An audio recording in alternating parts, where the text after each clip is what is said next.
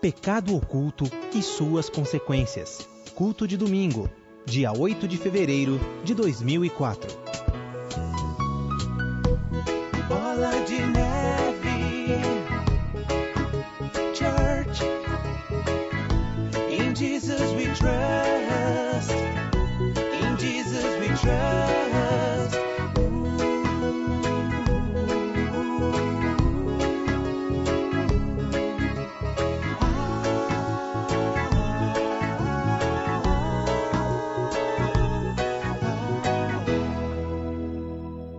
Pai amado, como é bom saber, ó Deus, que na nossa unidade, na nossa comunhão, o Teu Espírito se manifesta. Como é bom saber, ó Deus, que quando nos unimos para Te prestar culto, para entrar em Tua presença, a Tua graça nos alcança. Como é bom saber, ó Deus, que quando nos prostramos diante do Teu altar com humildade, a Tua glória invade todo o tempo e coisas sobrenaturais e maravilhosas começam a acontecer. Eu Te glorifico e Te adoro, porque sinto o Teu Espírito Santo sobre as nossas vidas desde o início desta reunião. Mas nesta hora eu Te peço, Pai, sê conosco de forma especial, pois lâmpada para os nossos pés e luz para os nossos caminhos é a Tua palavra. Toma minha vida, Pai, como ferramenta em Tuas mãos, para que Teus propósitos possam se cumprir, para que a Tua igreja seja edificada, para que haja cura, libertação, salvação, para que, ó Deus, todos aqueles que são Teus sonhos possam nos alcançar. Peço ainda pela Tua igreja, dá um coração reverente a cada um que aqui está, Pai, pois sabemos que Tu és digno de toda a honra, de toda a glória, de todo temor e tremor. Que, meu Deus, venhamos a ver e contemplar uma igreja que ama e respeita o Teu santo nome, pois o respeito dado à Tua palavra é respeito ao Teu santo nome. Te peço isso sabendo, ó Deus, que Teus anjos estão no nosso meio nos livrando de todo o mal, sabendo, ó Deus, que esses corações estão sendo preparados pelo Teu Espírito Santo, para que todos nós, ó meu Senhor, recebamos aquele que é o pão preparado por Ti, meu Deus, pão saído fresquinho do Teu forno, pão que alimenta as nossas vidas, em nome do Senhor Jesus Cristo. Amém e amém. Graças a Deus. Amém? Quero dar um recado para vocês que estão se locomovendo. Procure se acomodar rapidamente. Se é uma coisa que mexe comigo de verdade, é quando durante a pregação eu vejo pessoas desconsiderando a palavra de Deus e andando para lá e para cá. Quando você faz isso, você não está desconsiderando o pregador. Você está desconsiderando a palavra. Isso é muito sério. Amém? Por isso, procure se acomodar. Eu sei que as instalações são precárias e que é difícil a locomoção em nosso meio. Por isso, faça isso rapidamente. Estou te dando um tempo para que isso aconteça. Para você que é membro da igreja, aprenda uma coisa. Nunca saia de um culto antes da bênção apostólica. Você está sendo roubado. Amém? Você veio para a igreja, deixa Deus ser Deus na sua vida e para de ser roubado. Em nome de Jesus. E para vocês do fundão hoje, hein? Quem está lá no fundão? Deixa eu ver. Não enxergo nem até a metade, quanto mais até o fundão. Se alguém aí atrás conversar, Valete, você me avisa, tá? Que aí atrás não é lugar de fundão igual escola, não é porque está num fundão que não vai prestar atenção. Se alguém atrapalhar quem está sentado aí atrás com conversas paralelas, você me avisa que eu jogo uma estrela ninja aqui do púlpito. Graças a Deus. Quem trouxe a Bíblia? Pega ela na mão, levanta e fala: minha espada. Agora levanta ela de novo e diz assim: aqui tem tudo que eu preciso saber sobre Deus. Amém? Tudo aquilo que Deus quis que nós soubéssemos sobre Ele está aqui na Sua palavra. É incrível como muita gente hoje tem muitas dúvidas em relação a Deus. Muita gente me pergunta: quem é Deus? Como é que Ele é? O que Ele gosta? Como é que eu posso agradá-lo? O que Ele gosta de fazer? Outro dia imaginei uma repórter fazendo uma entrevista com Deus. Que esporte pratica? Que hobby? Tem gente que quer saber detalhes do nosso Deus. E aí é complicado porque, por ser um assunto abrangente, muitas pessoas criam as suas próprias definições de Deus. E em muitos casos essas definições viram ícones que acabam influenciando muita gente. Por exemplo, Eu me lembro de alguns anos, mais de uma década atrás, estar evangelizando uma moça, falando do amor de Jesus para ela, e ela me contou quem era Deus para ela.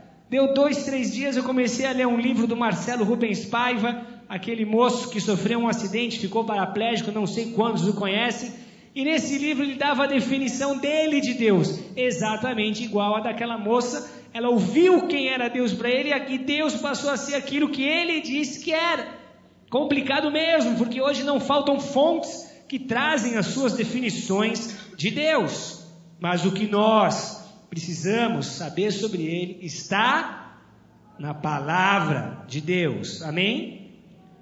É interessante, porque quando nós declaramos isso, tem gente que chega, corre em casa, abre a Bíblia e fala: agora Deus vai falar comigo. E eu sei, tanto quanto você, que não é tão simples assim, amém? O assunto, além de amplo, é complexo. Você, para conhecer a Deus, o caráter de Deus, a maneira de Deus agir, vai precisar gastar horas de estudo, de meditação, de dedicação, para que você tenha cada vez mais uma noção aprofundada de quem é Deus, como Ele age, o que Ele significa para todos nós. É interessante também, porque algumas informações sobre Deus na Bíblia estão explícitas. Você pega um salmo, por exemplo, que fala só da bondade de Deus, e ela dura para sempre, e ela dura para sempre. Então fica claro que Deus é bom. Você pega outros salmos que falam sobre a misericórdia de Deus, fica claro que Deus é misericordioso. Mas, como que um tesouro escondido, outras revelações de Deus estão contidas nas entrelinhas dos mais diversos textos bíblicos. Algumas histórias nos trazem grandes revelações sobre Deus, mas elas precisam ser esmiuçadas, elas exigem a tua atenção para que você aprenda mais sobre aquilo que Deus tem a te ensinar, amém? Vira para o irmão que está do seu lado e diz assim: se você quer andar com Deus e fazer a coisa certa, esse culto é para você. Agora olha para o irmão e diz assim: caixa d'água, vamos nessa? Eu observo daqui, às vezes eu vejo uns irmãos que chegam emburrados.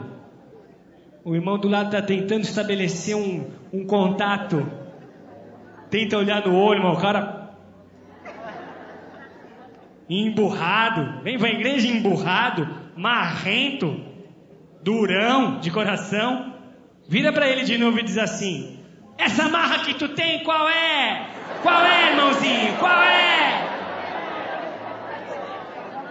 Abra sua Bíblia comigo em Josué, capítulo 6, verso 1.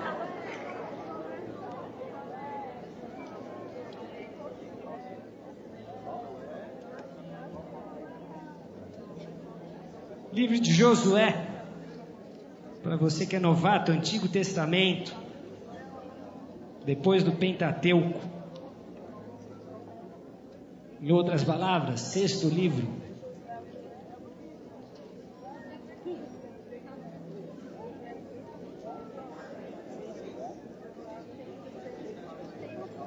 Você que já achou, ajuda o seu irmão retardatário. Quem não tem Bíblia, trate de comprar uma urgente. Não existe cristão sem Bíblia.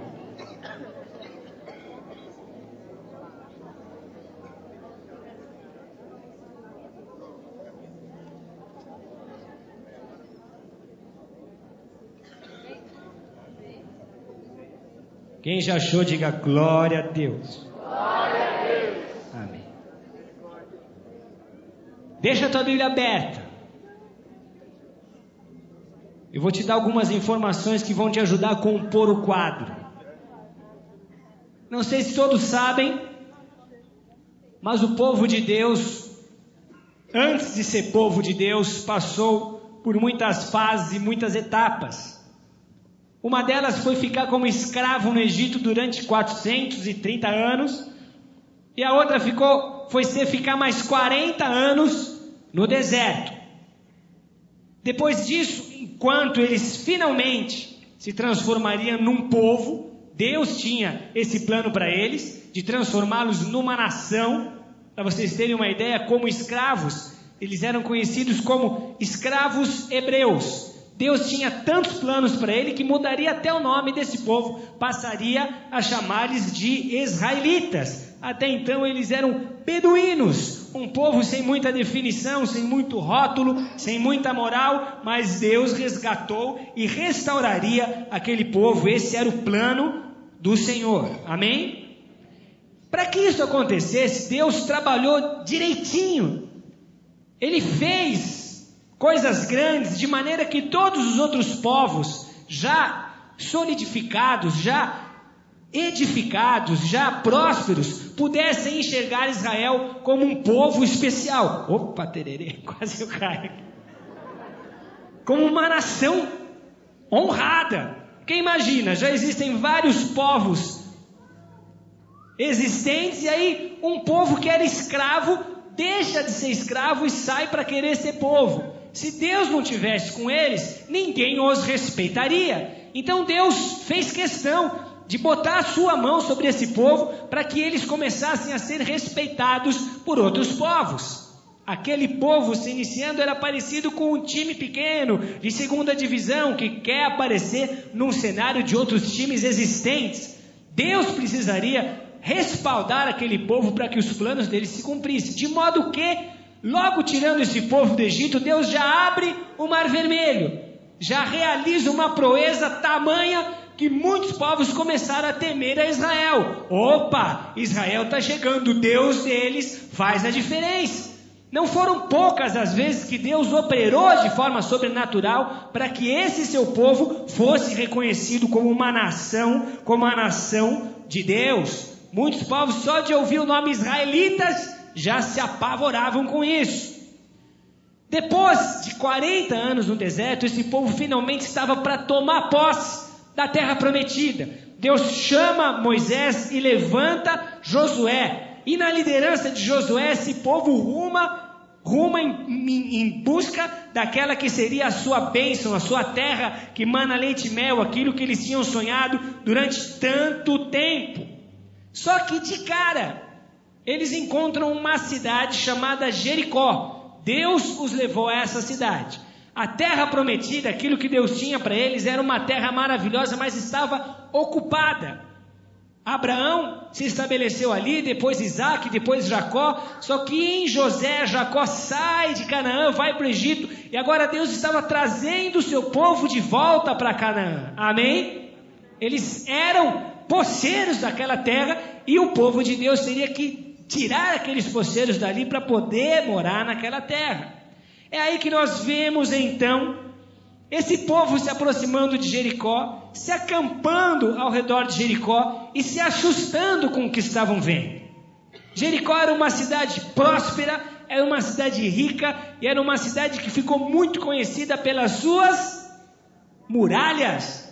As muralhas tinham um papel muito especial nas cidades nessa época. As cidades muradas eram cidades fortificadas, eram cidades de grande porte, eram quase que como as metrópoles hoje em dia. Eles, além dessas muralhas, tinham também um exército, um poderio bélico muito poderoso. Aqueles israelitas que não eram nem um povo direito ainda, tentando se estabelecer, com certeza se assustaram, ficaram pasmados e devem ter dito: Josué, o que a gente faz agora? Acampados, eles começam a receber uma revelação de Deus. Agora leia comigo, capítulo 6, verso 1. Esse verso diz assim: Ora, Jericó estava rigorosamente fechada por causa dos filhos de Israel. Ninguém saía nem entrava. Até aí. Talvez, mesmo com os temores do povo de Israel em relação a Jericó, talvez só a presença de Israel em torno de Jericó fez com que eles se fechassem e se amedrontassem. Eles estavam declarando ali publicamente que eles estavam se sentindo ameaçados. O versículo 1 diz isso, e depois segue-se 16 versículos até o 16, que falam sobre as estratégias que Deus deu a Josué e ao seu povo. Talvez todos aqui conheçam, os que não conhecem prestem atenção. Josué recebeu uma direção de Deus que implicava em 7 voltas naquela muralha durante 6 dias, e no 7º dia 7 voltas seriam dadas sem que uma palavra fosse verbalizada, todos em silêncio. E no 7º dia, na 7ª volta, os sacerdotes sairiam trocando as trombetas e o povo sairia urrando, berrando, dando um brado de vitória para que Deus pudesse operar. Amém? Foi um passo que exigiu muita fé do povo de Israel, porque eles não imaginariam o que aconteceria, eles simplesmente tiveram que obedecer. Deus age de muitas formas e muitas delas não dão a cara de serem lógicas para nós. Muitas vezes nós nos espantamos com a forma do Senhor agir. Ele age do jeito que quer e da forma que deseja. Amém? A gente percebe então que depois desse mover profético, Deus faz mais uma das suas para que aquele povo fosse respeitado. Sobrenaturalmente, aquelas muralhas caem de fora para dentro da cidade, e assim eles ficam como Jericó, como cidade sem proteção, sem guarda, e o povo de Israel então entra em Jericó para tomar posse dessa cidade. Depois de todas essas orientações, capítulo 6, verso 17, acompanhe comigo. As muralhas por terra, olha o que Deus diz. Porém a cidade será condenada, ela e tudo quanto nela houver. Somente viverá Raabe, a prostituta, e todos os que estiverem com ela em casa, porquanto escondeu os mensageiros que enviamos. Nesse texto é importante nós entendermos a parte A do versículo, que diz assim: a cidade será condenada, né? Ela e tudo quanto nela houver. Amém? Aqui nós começamos a entender alguma coisa sobre a maneira de Deus agir. Um projeto, um sonho estava se realizando, e era comum naquela época, quando no final de uma batalha vitoriosa, os soldados ficarem com os despojos. Muitas vezes essa era a única forma de remuneração desses soldados. Quando ele ganhava a batalha do inimigo, ele podia entrar e pegar tudo que ele visse pela frente. Era a recompensa de um guerreiro. Mas nesse caso, Deus estabelece uma lei. O Senhor diz: não toquem em nada nessa cidade de Jericó. Ela está condenada, ela será consagrada. Vocês vão queimar essa cidade, e só o ouro e a prata que vocês encontrarem vão ser retirados para a construção, para a edificação do meu templo. Olha a direção que Deus dá. Uma lei ali estava estabelecida. Deus estava deixando claro, não estava deixando sombra de dúvidas, a vontade dele para aquele povo, para aquela cidade. Exército meu, não toquem em nada que existe nessa cidade. O texto segue, e a gente vê um personagem sendo levantado. O nome dele é Acã. Quem já ouviu falar nele? Alguém sabe o que o nome Acã significa? Turbulento. Em outras palavras, tribuloso, atribulado, encrenca. Aqui para nós. Acã era um desses soldados. E esse Acã arrumou um problema muito grande para ele e para todo o povo. Olha o que aconteceu. Me coloquei hoje no lugar de Acã para tentar entender a atitude dele. Aquele povo nunca tinha experimentado uma vitória. Até então, eles eram os hebreus escravos experimentando uma transformação. Mas agora, eles tinham tido a sua primeira vitória. As muralhas caíram, eles entraram, começaram a atear fogo em tudo. Mas de repente, Acã cresce os seus olhos de lula para uma riqueza, uma parte das riquezas daquela cidade. Alguns teólogos dizem que, com medo dos israelitas, as pessoas ricas daquela cidade empilharam o seu ouro e a sua prata nas calçadas, na tentativa de, sendo destruídos, fugir daquela cidade. Quando os soldados entraram, então, eles deram de cara com muito ouro e com muita prata. Havia barra de ouro, havia moeda de prata amontoada pela cidade inteira, pelas calçadas da cidade. Só que lembre-se da lei que Deus havia estabelecido: o ouro e a prata serão para o meu templo. Amém? O ouro e a prata não serão tocados. Não toquem nesse ouro e nessa prata. O que nós vemos aqui é a história de um homem que fracassou no seu relacionamento com Deus. O que temos aqui é a história de um homem que perdeu a sua fé, a história de um homem que se corrompeu, a história de um homem que desconsiderou uma lei, uma ordem estabelecida por Deus. Acã, mesmo sabendo qual era a lei do Senhor, talvez tenha vivido uma grande guerra interior. Porque a Bíblia conta que ele tomou posse de algum ouro, tomou posse de alguma prata e levou para si. Ou seja, ele desobedeceu, ele caiu, ele fez o que não poderia ser feito. Eu imagino esse Acã num momento decisivo, porque nós hoje passamos por momentos parecidos com esse. Nós também vivemos um confronto interior incrível entre as nossas necessidades e a lei de Deus para as nossas vidas. Nós também temos sérios problemas, sérias batalhas que às vezes acontecem na nossa mente, nos nossos corações. É quando Deus estabelece a lei dele sobre a tua vida, mas as tuas necessidades te levam a fazer coisas que não agradam a Deus.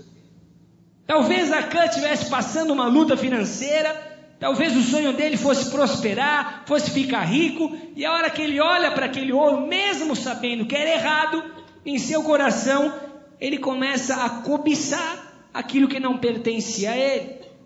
Talvez ele tenha pensado, não é justo, estou aqui batalhando, corri risco de vida, tem tanto ouro e tanta prata para a casa do Senhor, por que não um pouquinho desse ouro e um pouquinho dessa prata para mim?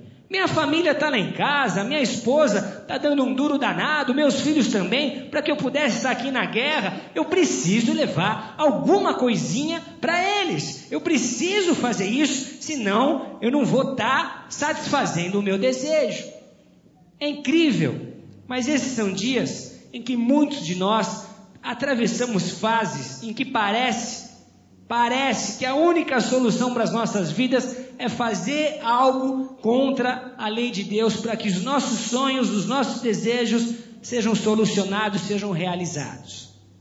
Muitos de nós encontramos-nos muitas vezes diante de bifurcações, onde fica claro para você que a lei de Deus existe e ela exige de você uma postura, mas do outro lado existem as tuas necessidades. Sejam elas emocionais, financeiras, físicas, espirituais. E guerras se travam no nosso interior. Ou você acha que um homem cai porque quer? Você acha que um homem cai de uma hora para outra sem que antes ele tenha resistido contra aquilo? Só que infelizmente muitas vezes as nossas necessidades também falam mais alto e caímos como este homem caiu. Só para você ter uma ideia de quanto que ele passou a mão naquilo que pertencia a Deus. A Bíblia conta que ele pegou uma capa babilônica e juntou nessa capa 200 ciclos de prata. Isso é mais ou menos 2 quilos e 300 gramas de prata. E ainda 50 ciclos de ouro, uma barra de ouro de 50 ciclos. Isso dá mais ou menos meio quilo, 570 gramas de ouro, porque cada ciclo tem 11,424. Quanto é que está o quilo do ouro hoje? 14? Então faz essa conta. Só de ouro, 14 vezes 570 gramas. Quanto dá? Ó, o cara falou que era bom de matemática. O que a gente começa a perceber aqui? Um homem que tinha uma revelação dada a todo o exército. Todo mundo sabia que ele não poderia tomar a decisão que tomou. Todo mundo ouviu de Deus que o ouro e a prata eram dele. Mas esse homem se achou numa condição especial e resolveu tomar aquilo para si. É aí que nós começamos a ver a queda de um homem.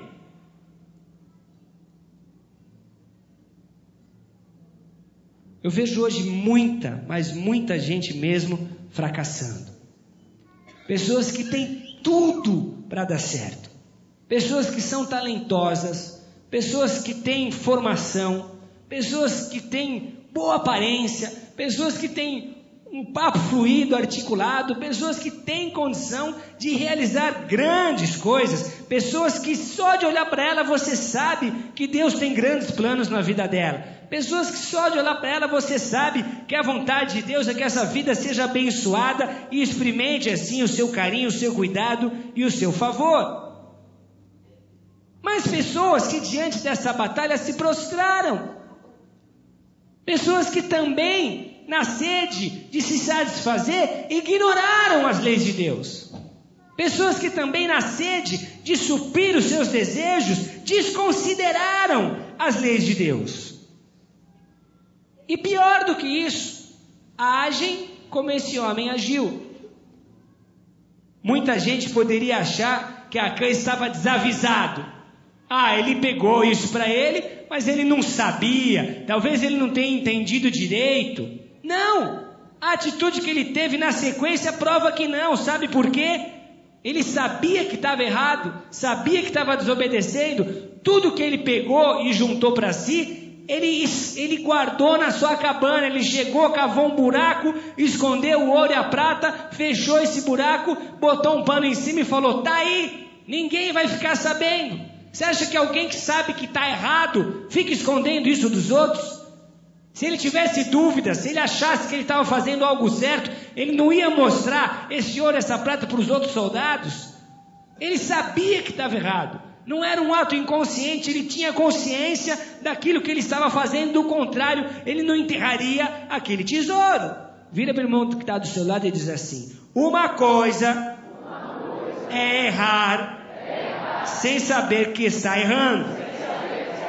A outra é conhecer a palavra e continuar errando. Muita gente tem problemas com leis.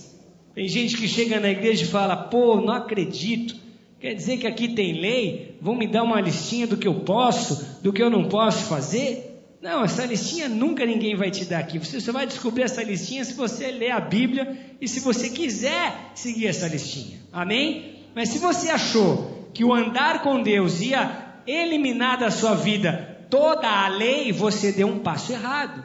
Amém? Se você achou que andar com Deus era um estilo de vida liberdade na cabeça, faço o que eu quero, tudo me é lícito, nem tudo me convém, você está no lugar errado. Amém? As leis existem para ser cumpridas.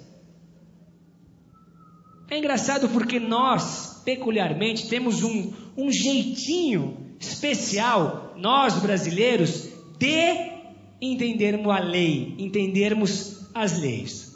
Eu nunca me esqueço de um evento que aconteceu há mais de 10 anos, uma negociação do cotidiano entre duas multinacionais, e esses dois representantes conversando, negociando, um disse assim: eu não posso fazer isso que você está me pedindo, é contra a lei, a filosofia da empresa, tem uma lei aqui, não vai dar para a gente fazer. Aí o outro diz assim: mas você sabe, toda a lei foi feita para ser quebrada.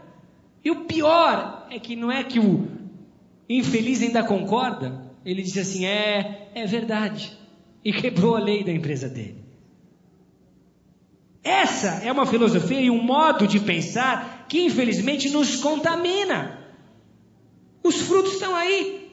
A nossa sociedade exterioriza isso todos os dias. Sabe o que acontece? A coisa é tão largada que todo mundo fica com um sentimento de impunidade. As pessoas começam a fazer as coisas erradas, mas acabam acreditando que nunca vão cair, que nunca vai dar nada de errado com eles, que nunca vão rodar. Eu fico imaginando, por exemplo, aquele juiz que ficou famoso, juiz Lalau.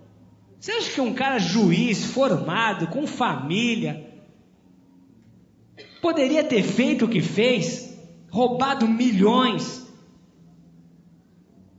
A prova de que ele estava cego e estava achando que nada ia acontecer, está no que aconteceu depois da prisão. Ficou quase louco, ficou doente. A hora que bateu a culpa, a hora que caiu a ficha, ele falou: o que eu fiz? Olha a vergonha, meu nome no jornal, minha família sendo envergonhada, meus descendentes vão ficar marcados, o que eu fui arrumar para a cabeça? Só que na hora que ele estava errando, ele achou, nunca ninguém vai me descobrir, eu sou um juiz, eu tenho uma moral, eu tenho uma imagem, só que eu vou ficar velho, vou morrer, vai ficar para os meus parentes e ninguém nunca vai saber. É o mesmo sentimento que está no coração de um político que se corrompe e depois vira escândalo nacional. É o mesmo sentimento que está no coração de um homem que sai de casa para arrumar uma amante. Ele acha que ele nunca vai rodar, nunca ninguém vai descobrir. Isso não vai acontecer comigo, não pode ser, eu vou fazer tudo do jeitinho certo. É a mesma coisa que acontece com um drogado. Eu conheço pessoas que foram em cana por causa de drogas. Pessoas que hoje devem estar dentro de sua cela vendo o sol nascendo quadrado e pedindo uma chance para poder voltar no tempo e fazer diferente. Pessoas que acreditavam que nunca iam rodar. Imagina, a polícia não me pega nunca, posso fazer o que eu quiser. Esse sentimento de impunidade, infelizmente, faz parte da nossa cultura e muitas vezes nós trazemos este para dentro da igreja. É o sentimento que está no coração da namorada. Vamos ficar junto, não tem problema. Mas aí ela fica grávida. Como eu fiquei grávida, eu achei que nunca isso ia acontecer comigo. Eu achei que nunca isso poderia ser a minha realidade.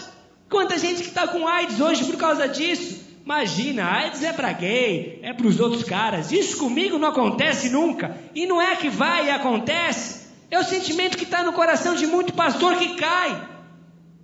Imagina, eu nunca. Comigo não, pode me peneirar, Satanás. E quantos homens de Deus têm caído, começam a fazer coisas erradas e em seu coração acreditam que nunca vão ser julgados, afinal, são homens de Deus, com eles nada pode acontecer. E quantos estão desabando, quantos estão envergonhando o Evangelho, quantos estão manchando as vestes da igreja de Jesus Cristo nesses dias? A forma de Deus pensar não é igual a nós, amém? Quando Deus estabelece uma lei, essa lei precisa ser cumprida. Ela não tem como ser ludibriada, ela não tem como ser enrolada, você não tem como disfarçar e fingir que as leis de Deus não existem, amém? Quando essa cultura está no teu coração e você não é curado, você está dentro da igreja, mas você começa a tratar as leis de Deus como você tratava as leis desse mundo. Eu vou te falar, você querendo ou não, as leis de Deus existem. E não são só as de Deus, as leis precisam existir. Eu nunca me esqueço de uma ilustração que um amigo meu usou, quando disse, lei tem que existir sempre, até se um homem naufragar e for parar numa ilha deserta, ele vai precisar criar leis para ele poder sobreviver. E pensando nisso, eu tive que concordar, isso é uma verdade. Por isso, sejam físicas ou espirituais, as leis existem para serem cumpridas. Amém? Eu não acredito nisso. Então prova. Faz um teste com a lei da gravidade. Pula do 10º andar para ver o que acontece. Lei é lei. Você querendo obedecer ou não, ela está lá. Só que quando Deus estabelece uma lei, e essa lei é desconsiderada, essa lei é violada, Ele não julga segundo as suas emoções, de acordo com a pessoa que está errando. As leis de Deus estão aí para todos. Não importa se você está firme na fé ou fraco na fé. A direção de Deus, a resposta de Deus, quando você viola uma lei, é determinada não por emoções. A lei dele vai se aplicar a todos. Amém? Isso não significa que Deus quer ver você sofrendo. Isso não significa que Deus quer ver você se entristecendo, passando dificuldades. Não. Mas as consequências da quebra de uma lei vão te alcançar. Preste atenção, vamos voltar a Jericó. Josué liderou aquele ataque, eles conquistaram Jericó. Só que para entrar em Jericó, Deus se apresentou, um anjo visitou Josué e disse, essa é a primeira das cidades que Deus vai colocar na mão de vocês. O que isso significa? Que se Jericó era a primeira, muitas outras haveriam de alcançá-los. Muitas outras conquistas iam acontecer, muita bênção ainda tinha pela frente, muito despojo de guerra ainda ia ser o despojo desses soldados. Muita coisa boa estava garantida para o futuro daquele povo. Amém? Acã não sabia, mas o pecado dele colocou em xeque, colocou em risco todo o futuro daquela nação. E ele acabou transformando aquilo que era bênção em maldição. Olha o que aconteceu. Ele com o produto de roubo dele escondido, não contou para ninguém, achou que ninguém percebeu, achou que nunca isso ia ser revelado, ficou com o seu pecadinho oculto. E aí o povo sai para guerrear. A próxima cidade se chamava Ai. Vê se isso é nome de cidade. Ai. Era uma cidadezinha pequena, não oferecia muita resistência. Eles tinham acabado de arrebentar com Jericó. Josué falou: agora é Ai, nem vou. Sobre 2, 3 mil homens, detona Ai que a gente já está chegando. Isso é batalhinha fichinha. Só que aí o exército foi e tomou um couro do exército de Ai. Alguns homens, 30 e poucos homens, chegaram a morrer. E aqueles soldados voltam desconsolados. Eles procuram Josué e falam: Josué, como é que pode nós termos vencido uma batalha contra Jericó e termos perdido uma batalha contra Ai? Homens morreram, Josué. Alguma coisa está errada. Aquilo que Deus estava realizando em nosso meio se transformou em maldição. Deus não estava mais com a gente. Quando Deus estava com a gente, olha o que a gente fez sem Ele. Olha que derrota, olha que lástima, que desgraça. Fizemos um feio ou papelão que aconteceu ali em Ai. Quando a bênção de Deus vira maldição, é porque alguma coisa está errada. Amém? Nós sabemos que as lutas fazem parte dos planos de Deus para as nossas vidas. As lutas nos aperfeiçoam, as lutas nos preparam, as lutas nos ensinam, as lutas nos trazem crescimento, elas estão incluídas nos planos de Deus para nós. Mas quando a sua vida se transforma numa derrota, alguma coisa está errada. Amém? Ter lutas como parte do processo de Deus para te fazer crescer é bênção. Amém? Mas quando Deus tem coisas maravilhosas para a sua vida e você só vive o contrário disso, alguma coisa está errada. Amém? Quando tudo tinha que dar certo e tudo começa a dar errado, opa! O que está acontecendo? Eu vejo um homem com problemas na vida financeira. Ele ora, jejua, se humilha na presença de Deus e fala: Deus, como é que eu estou passando por essa luta? Tenho filhos para criar, tenho esposa em casa, ela tem sonhos, as coisas que ela me pede são coisas caras, tem escola para pagar, tem o meu negócio. Como é que pode todos os ímpios prosperando e comigo nada vai para frente? Deus, escuta a minha oração. Aí o anjo pega aquela oração, o anjo carteiro leva até a presença de Deus, abre a carta do servo de Deus e começa a ler: olha, Deus, esse teu servo aqui está pedindo isso, quer bênçãos financeiras, o negócio não está fácil para ele. Aí Deus se comove com aquela oração e chama um outro anjo: Miguelito, traz o livro caixa, vamos ver como é que está a situação. Me conta, como é que é o dia a dia desse meu servo que está aqui orando por mim? Miguel começa a ler, fala: olha, tá complicado, hein? Esse aqui não dizima faz 6 meses. Você acha que o desejo de Deus é ver aquele servo passando luta? Hã? Claro que não. Mas Ele estabeleceu a lei. Amém? E Ele vive de acordo com essas leis. Ele fica atado, Ele fica impedido de agir em teu favor. Alguma coisa está errada. Quando, por exemplo, Deus te diz que o casamento é um sonho dele para a tua vida, alguns problemas no casamento vão acontecer. Isso faz parte, existem os acidentes de percurso. Amém? Mas que você esteja no centro da vontade de Deus, talvez você viva algumas turbulências. Acidentes acontecem. Meu pai estava me contando, ele está nadando no Sesc, ele começou a me contar as aventuras do Sesc. Hoje, na hora do almoço, me contou cada caso que você não acredita. Me contou que esses dias ele vinha nadando pela raia, chega a nadar 10, 12 pessoas na mesma raia. Eles ficam, vai por um lado, volta pelo outro. No meio do caminho ele se atrapalhou e uma coroa parou na frente dele, ele veio e bateu com a cabeça na barriga dela. Aí ele levantou, ela falou: o senhor está fora da sua raia, está desorientado. Ele falou: eu me perdi. Acidentes de percurso acontecem.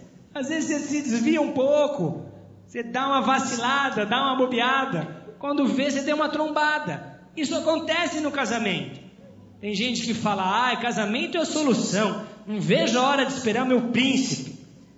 Te contaram a história errada. Vocês conhecem aquela do príncipe que teve que matar o dragão para conquistar o coração da donzela? Nunca ouviram isso na infância? Como não? O cavaleiro vem, mata o dragão para conquistar a donzela que mora na torre? Não conhece? Você não teve infância. Todos os livros terminam dizendo: e assim viveram felizes para sempre. Mentira!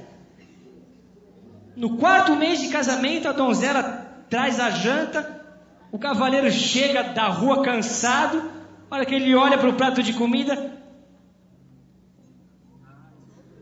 grita com a mulher: carne de dragão de novo?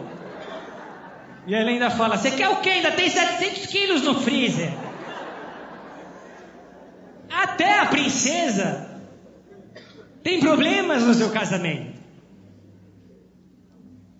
Faz parte, amém? Agora, uma coisa é você ter um deslize ou outro, não é? Ter uma confusãozinha aqui, outro ali, mas na mesma noite você já está acertado, você já se consertou, amém? Agora, tua casa virar um ringue, alguma coisa está errada, amém? O que é bênção vira maldição. Outro dia uma moça me procurou e falou: pastor, faz 3 meses que eu não tenho relação sexual com meu esposo. Eu falei: isso é normal para quem tem 120 anos.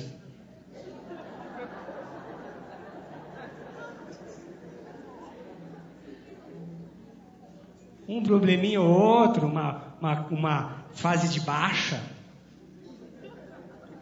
Vá lá. Mas como é que você vem me falar que 2, 3 meses, 6 meses você não fica com o teu esposo? Não fica com a tua esposa, não rola nem uns beijinhos? Você sabe que o maior índice de casos de adultério começou assim? Ela é uma adúltera. Aí você vai ouvir a história e falar: mas pastor, fazia 1 ano, 2 anos que eu não sabia o que era o carinho do meu marido. E maridos também, pastor, estava complicado.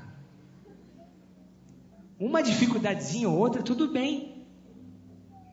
Mas a bênção virar maldição, alguma coisa está errada. Repete comigo: tem demônio aí. E às vezes tem mesmo. Olha que interessante a forma de Deus trabalhar. Deus queria que Acã se arrependesse. Amém? Deus deu todas as chances para esse homem se arrepender. A vontade de Deus nunca é a de condenar os seus filhos. A vontade de Deus nunca é a de ver os seus filhos sofrendo as consequências dos seus erros. Olha o que Deus fez. Deus já sabia que o pecador ali tinha sido Acã. Só que ele não contou para Josué. Josué recebeu as informações dos soldados: apanhamos em Ai. Ele corre e vai orar. Deus, o que está acontecendo? Alguma coisa está errada. Aí Deus fala: Josué, tem contaminação. Alguém no exército roubou o que era meu e escondeu. Tem pecado oculto.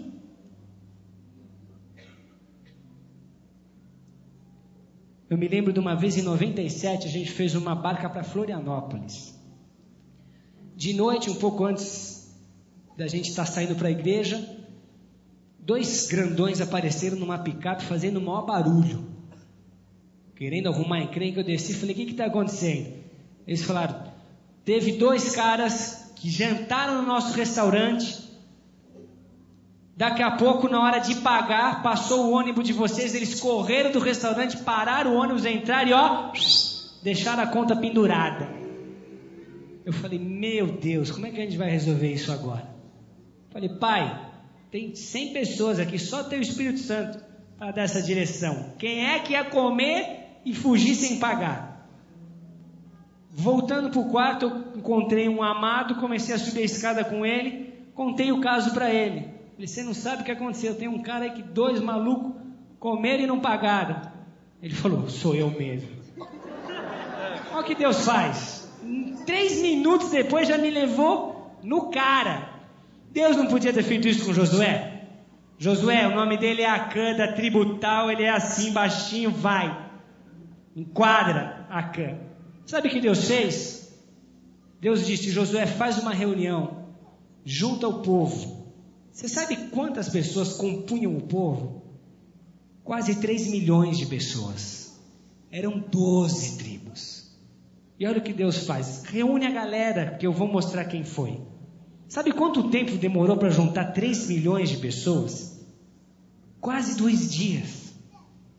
Aí, Deus foi dando revelação para Josué, até que ele eliminou as 11 tribos, as famílias, e chegou em Acã. Por que que Deus não foi direto em Acã? Porque Deus queria que Acã se arrependesse. Ele teve tempo, amém? Ele teve tempo para se arrepender. Ele viu as coisas acontecendo, ele viu aquele mover esquisito. Ele tinha tudo para se arrepender, mas mesmo assim, ele ficou com o seu pecadinho oculto, achando que ele nunca ia rodar, que com ele nada poderia acontecer. As consequências podem ser evitadas, amém? Quando você se arrepende, quando você se volta a Deus com o coração contrito, quando você, mesmo caído, mesmo tendo aprontado, se aproxima de Deus e pede perdão de todo o teu coração, a consequência pode ser eliminada, amém? É triste também, mas muita gente tem tido tempo de Deus para se arrepender, mas não se arrepende. A gente vive em pecado, ele me ama, eu também o amo, nada pode acontecer com a gente. Quantos casamentos, quantos relacionamentos, quantos noivados foram destruídos desse jeito? Vamos ficar junto, não tem problema, a gente vai casar mesmo.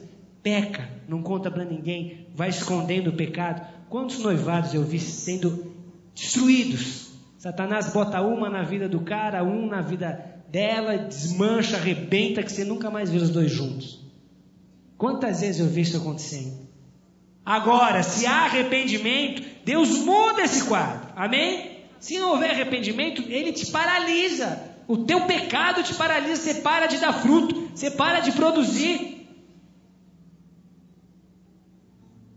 Eu vejo entre nós, como o corpo de Cristo na terra, muita gente especialista em descobrir os Acãs. Pessoas que gostam de usar o seu dedão para ficar acusando os outros. Nunca se esqueça que quando você apontar um dedo para alguém, tem 4 virado para você. Amém? O teu papel não é de juiz, muito menos o meu.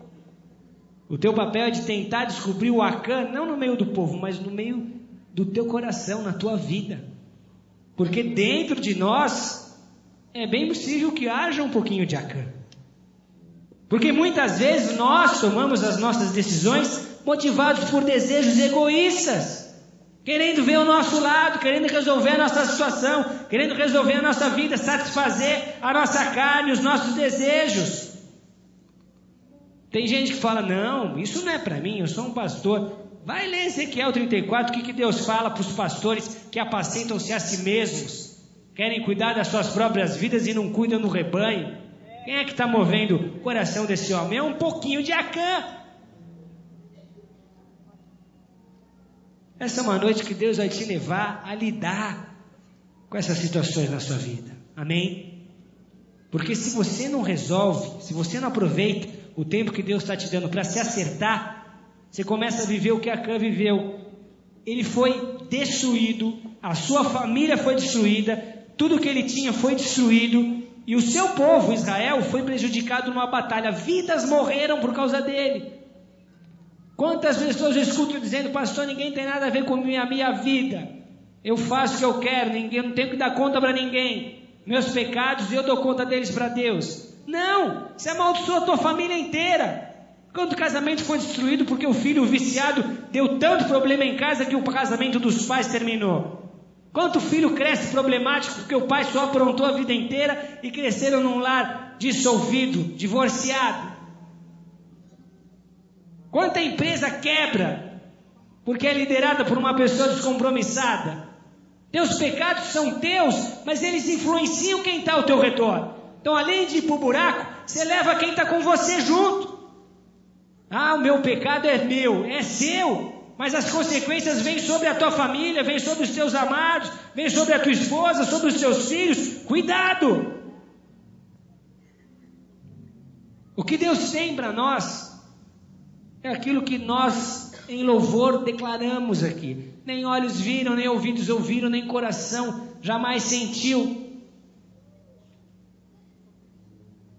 Só que para você continuar a andar, você vai ter que tratar com essa situação. Onde é que está o Acã? O que está errado? Como é que a bênção virou maldição?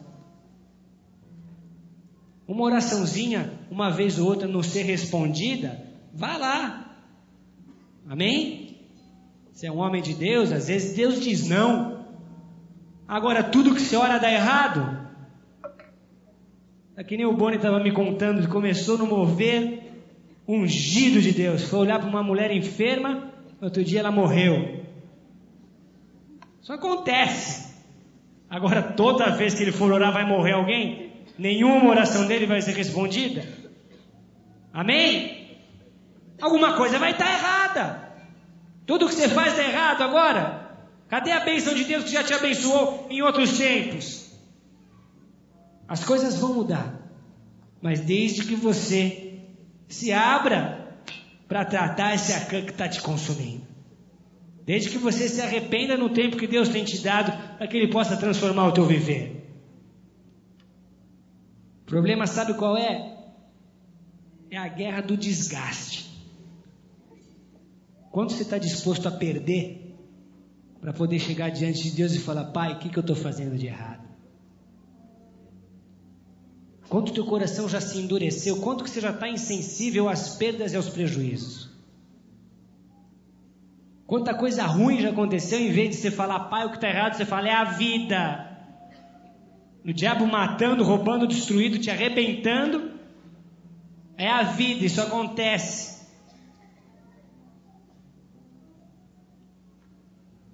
Está na hora, amém? De se perguntar: o que está acontecendo? Pai, o que aconteceu com a tua bênção na minha vida? Onde é que eu estou errando? O que eu preciso mudar? Me ajuda, eu quero me acertar. Curva a sua cabeça e fecha os teus olhos.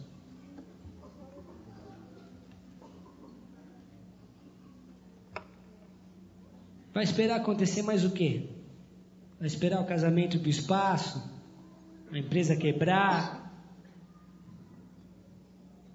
O que mais que vai ter que acontecer antes de você dizer: Deus, o que está errado? Onde é que eu estou errando? Que pecado oculto é esse que está prejudicando a mim, a minha família, a minha vida espiritual, o meu ministério? Que atitude é essa que eu tenho tomado? Que leis que o Senhor estabeleceu que eu tenho ignorado?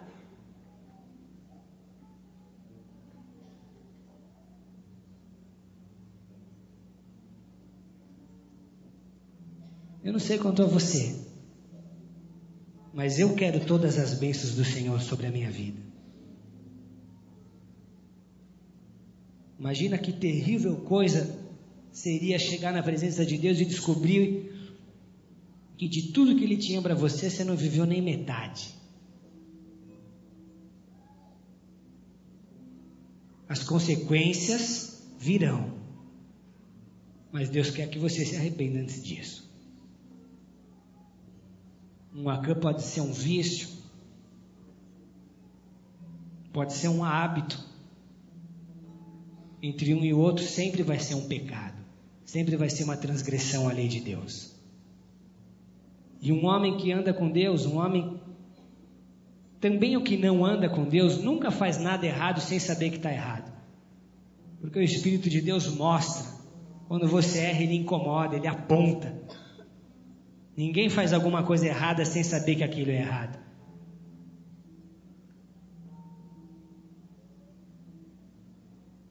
Eu queria fazer uma oração. Aliás, duas.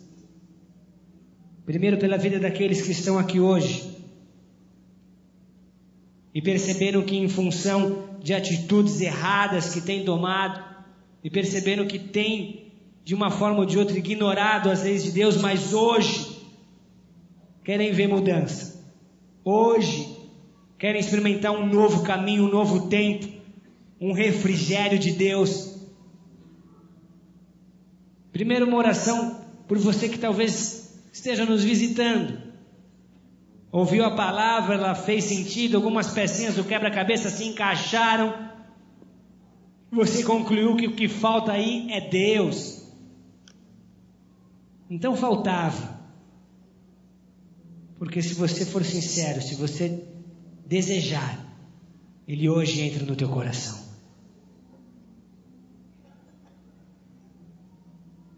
Aliás, se é isso que você quer, mesmo nos visitando, no lugar onde você estiver, levanta a tua mão direita bem alto.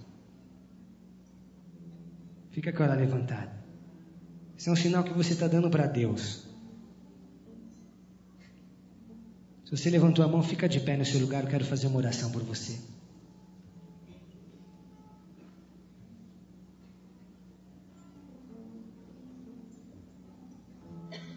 Feche os teus olhos. Declara assim comigo: Senhor, nesta noite, diante do teu altar,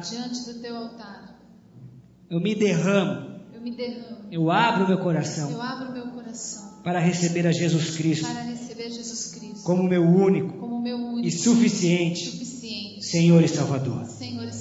Em nome de Jesus Cristo, Pai, perdoa os meus pecados, todas as vezes que eu ignorei as suas leis, que eu não considerei os teus mandamentos. Só eu sei quais foram as consequências e o quanto eu sofri por isso. Mas hoje eu te peço, Senhor, perdoa os meus pecados, perdoa as minhas iniquidades, perdoa as minhas transgressões. Lava-me no sangue de Jesus e eu ficarei mais branco que a neve. Eu te peço, Senhor, me dá um novo tempo, restaura a minha vida e me ensina, Senhor, porque a partir de hoje eu quero considerar as suas leis, que as suas leis sejam o meu prazer. Te peço, Senhor, escreve meu nome no livro da vida e me livra de todo o mal, para que eu possa andar contigo e que o Senhor ainda se alegre com o meu estilo de vida. Em nome de Cristo Jesus. Em nome de Cristo Jesus. Amém. Fique com os seus olhos fechados, eu quero orar por você. Estenda as suas mãos para cá, você que é cristão. Pai Celestial, em nome de Jesus Cristo, olha para essas vidas que aqui estão. São vidas que com alegria estão buscando a Tua presença, estão buscando a Tua face. São vidas que diante do Teu trono acabaram de Te receber, Senhor. Oh, como o Senhor e Salvador de suas vidas, confessaram isso com os seus lábios. E ainda, meu Deus, que não tenham entendimento suficiente para o passo que tem dado. Honra a Tua palavra, Pai. Cumpre aquilo que está escrito, eu te peço. Pois aquele que está unido a Cristo Jesus é uma nova criatura. Coisas velhas ficam para trás e esse tudo se faz novo. Age, meu Senhor, de forma sobrenatural e poderosa, para que eles sejam marcados pelo Teu Espírito, pelo Teu amor, pela Tua paz, pela unção que hoje o Senhor derrama sobre cada um. Oh, meu Deus, para que vivam experiências transformadoras, regeneradoras, e assim Teu nome seja glorificado na terra. Como igreja, ó Deus, nós abençoamos essas vidas e te pedimos, cobre-os com o sangue do Cordeiro, ó meu Senhor, e acampa os teus anjos ao redor de cada um, pois com amor, Pai, nós os recebemos para que vejamos a estes dando frutos, e frutos que permaneçam, em nome do Senhor Jesus. Amém e amém. Glória a Deus. Dá uma salva de palmas a Jesus com toda a tua força. com todo o teu coração. O que mais pode alegrar o teu coração do que ver uma vida sendo arrancada do inferno, sendo abençoada por Deus. Glória a Deus, graças a Deus. Podem se assentar. Vocês que fizeram essa oração agora e ficaram de pé, com toda a certeza eu te digo que esse foi o passo mais importante que você deu na sua vida. No final desse culto, algumas pessoas vão estar aqui com pranchetas, levanta essa prancheta, e canetas, porque elas querem anotar o seu nome, o seu telefone, para que assim a gente possa acompanhar a tua vida e você venha crescer espiritualmente. Esse é um passo que você está dando. Muitos outros vão ser dados e a gente quer estar junto contigo nesse espaço. Quero te ver envolvido numa célula, quero te ver fazendo parte da igreja, do corpo de Cristo. Isso só depende de você. Amém? Dê mais uma salva de palmas a Jesus por essas vidas, igreja.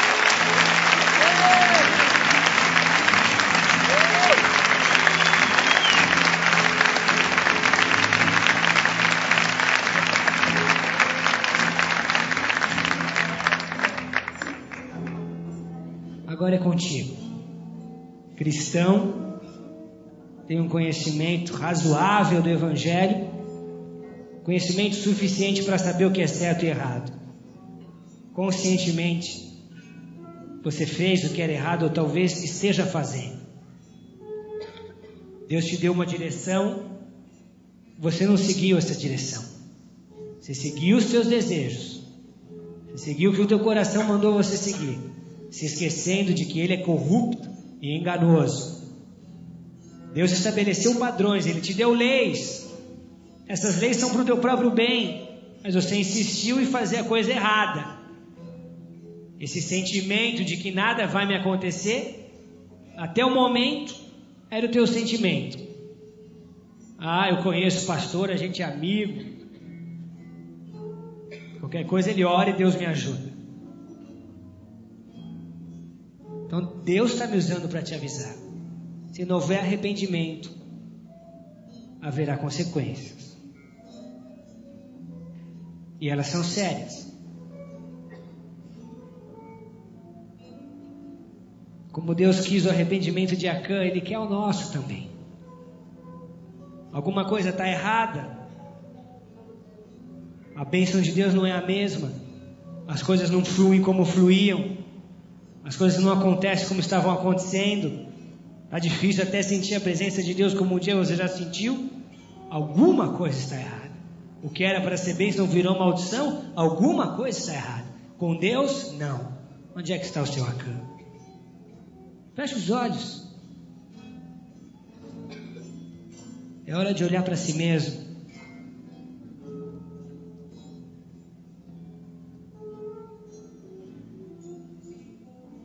Se nós nos julgarmos, o julgamento de Deus não nos alcança. Porque Ele nos perdoa antes desse julgamento.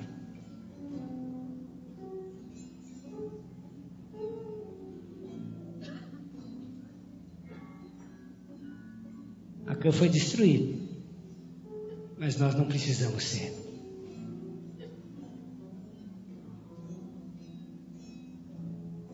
Só para quem está arrependido. Eu quero fazer uma oração. Fique de pé no seu lugar.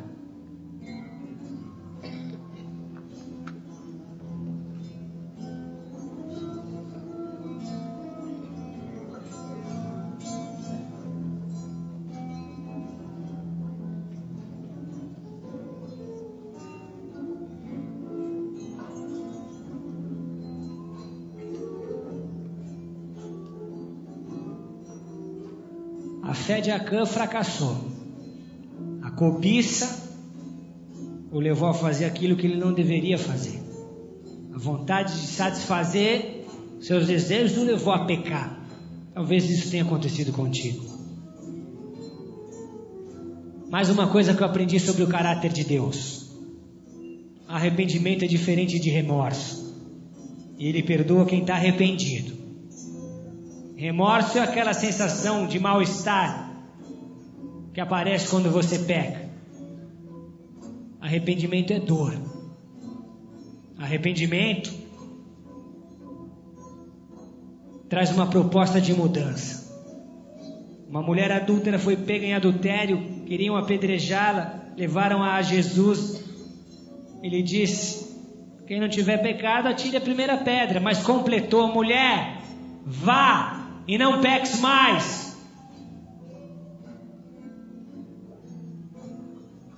Feche os teus olhos.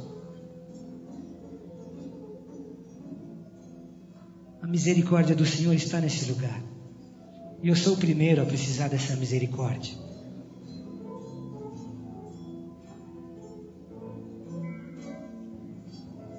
Declara comigo: Jesus Cristo, eu te agradeço, porque um dia eu não era povo, eu era escravo do pecado, mas o Senhor me libertou, me salvou e me restaurou.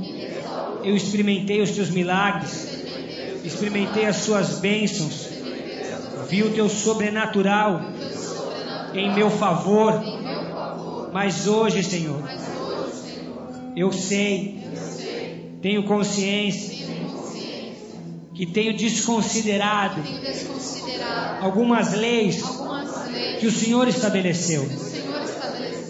Eu quero te pedir perdão, Pai, porque a minha fé fracassou. Eu botei na balança a tua lei e as minhas necessidades e escolhi supri-las. Perdi a guerra interior. Achei que ninguém estava vendo e que nunca ninguém ia ficar sabendo. Pequei contra ti e contra os céus.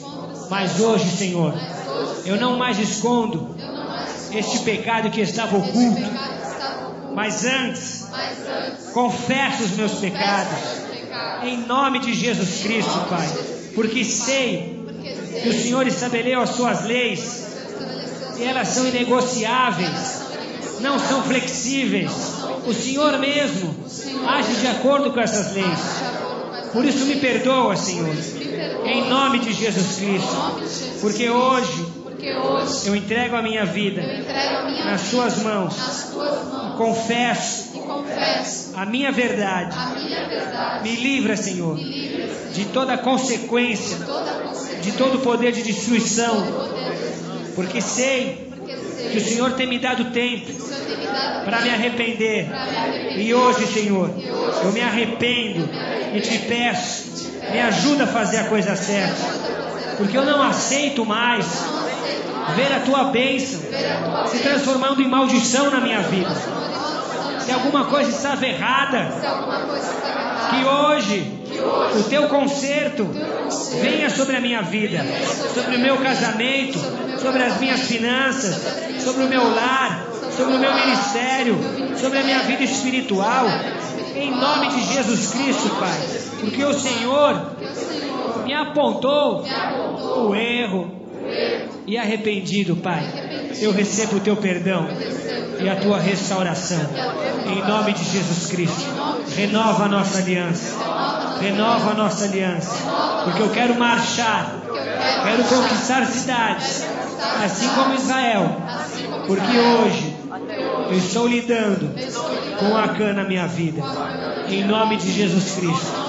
Mais vale, Senhor, eu obedecer às suas leis e ter a tua aprovação do que satisfazer a minha carne e ser amaldiçoado por isso, em nome do Senhor Jesus, em nome de Jesus Cristo. Obrigado, Senhor, porque o teu Espírito me convenceu dos meus pecados, em nome de Jesus Cristo, Senhor. Amém e amém. Glória a Deus, graças a Deus. Graças a Deus.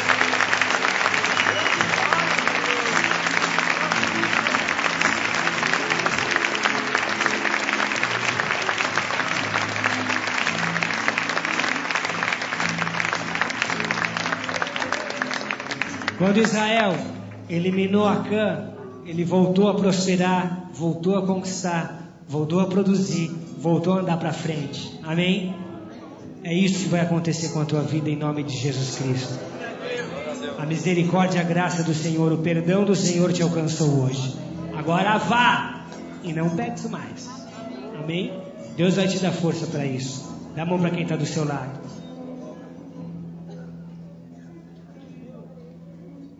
Declara comigo. Se Deus é por nós, quem será contra nós?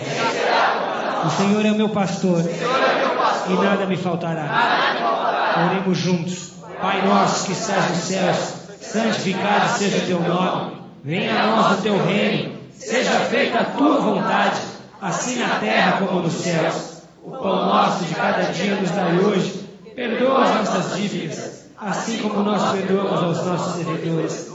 E não nos deixes cair em tentação, mas livra-nos do mal, pois teu é o reino, o poder e a glória para sempre. Amém e amém. Levanta a tua mão direita bem alta. Que o amor de Deus Pai, a graça de Cristo Jesus, a comunhão, a consolação e a unção do Espírito Santo da promessa estejam sobre nós de agora para todo sempre, até que Ele venha. Como servo e sacerdote do Deus vivo, eu te abençoo e profetizo sobre a tua vida. Você vai voltar a marchar, a produzir, a conquistar, a realizar, a andar na presença de Deus, muito mais do que tudo aquilo que você já viveu até hoje, porque hoje, em nome de Jesus Cristo, o teu Acã foi eliminado. Que Deus te abençoe e te guarde. Vá na paz do Senhor, em nome de Jesus Cristo. Glória a Deus. Dá um abraço, fica do seu lado e diz: eu te amo em Jesus.